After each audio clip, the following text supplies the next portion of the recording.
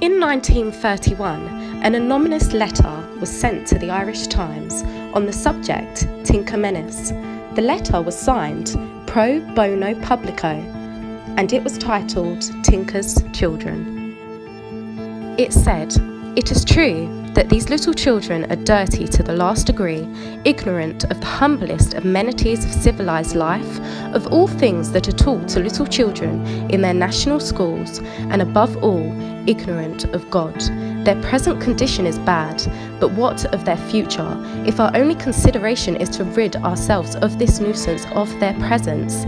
This is a matter for the state. Surely no Christian government should allow a heathen community to continue unchecked in its country.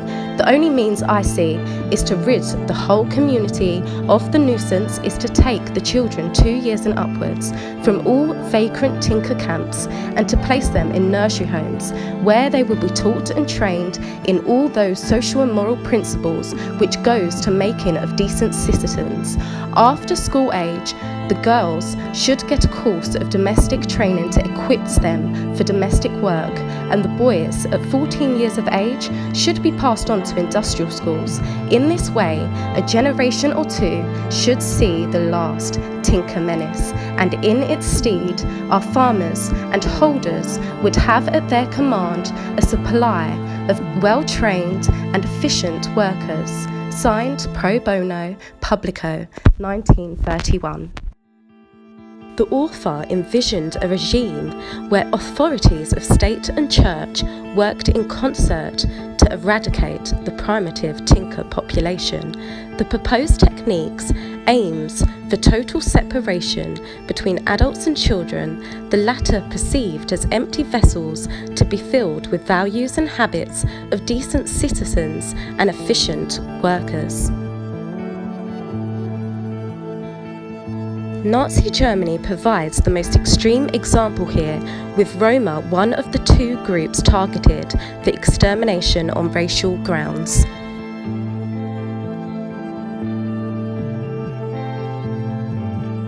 There would be further calls for intervention in Ireland. The dominant techniques for normalisation would be to combine themes of rehabilitation and settlement, both articulated by the logic of child rescue. During the 1950s, term tinker itinerant and vagrancy were used interchangeably with the theme of child rescue, threading them together. During July 1951, the Minister of Justice was asked if he was aware of the loss and inconvenience caused to dealers. The Minister replied that he was aware that vagrants are the source of annoyance and loss to farmers. James Dillon intervenes by proposing Gardaí authorities be instructed to not allow itinerants to camp on truck roads. He said at least their children be knocked down by passing motorists. The Justice Minister agreed, stating, "I think the protection of children is necessary," with the exchange concluded by deterring the matter to Gardaí. Saving children was politically neutral. It operated on the motion of universal moral good.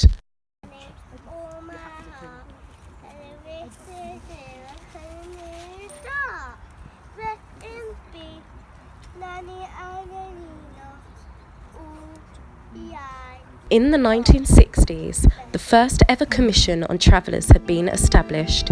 It was published in 1963. It was called the Commission of Itinerancy. This document is out of print and almost unavailable. Members who was on the commission was not one member of the travelling community. They had members such as farmers, the Gardaí and the church. The Commission of Itinerancy stated, "In present circumstances, it is economically impossible for most itinerant families to remain in one district for the period of the school year. The application of such provisions could only result in most itinerant children being taken from their families and placed in institutions." Indeed, such a solution of the itinerant problem generally has been suggested to the Commission, not with a view to education as such, but based on the belief that a separation of parents and children would result in children growing up outside the itinerant life, and thus in one generation the itinerants as a class would disappear. The Commission also stated, once that much progress has been made, the elimination of other causes of friction could be undertaken with every expectation of success and without perhaps the necessary for the continued invoking of measures recommended in this report. It is felt that a strict enforcement of the law, at least in early years, would have a satisfactory effect on the itinerants who, with their usually realistic outlook on life, would soon have a greater respect for the rights of the settled population once they realised that the authorities were serious about the enforcement of the law and that the consequences of disregarding it on either the criminal side or the civil side could not be avoided. A later report shows how the theme of child rescue came to articulate the logic of absorption and rehabilitation. There should be no delay in undertaking the work of rehabilitating the itinerant class. It will no doubt be heartbreaking at times. They will not be willing pupils when it comes to introducing them to the age of 60s. Nevertheless, work spent saving the life of a child is spent well. Mary Teresa Collins, a survivor of an industrial school and Magdalene laundry and county home, and whose mother was put into a Magdalene laundry for 27 years and was recommended a hysterectomy by a doctor, but was made to continue to work for over a decade until she died of cancer to the womb. Mary Collins, during the Ryan Report, Macaleese Report and through campaigns, made many reference to adults and children in the travelling community being purposely separated, and while the child or adult was put into an institution against their will, was being abused terribly around their ethnicity. The government just didn't care to listen, investigate or record travellers' history. They had their identity beaten out of them. They was made to feel ashamed through something they couldn't help while in the institutions. When they left the doors of the institutions, they left to face more prejudice from the public, so they hid and suppressed who they was. They brought their children up in housing while telling their children not to talk in regards to their ethnicity and family, which has been damaging to all involved, all due to them trying to skip a generation or two to wipe out a whole community.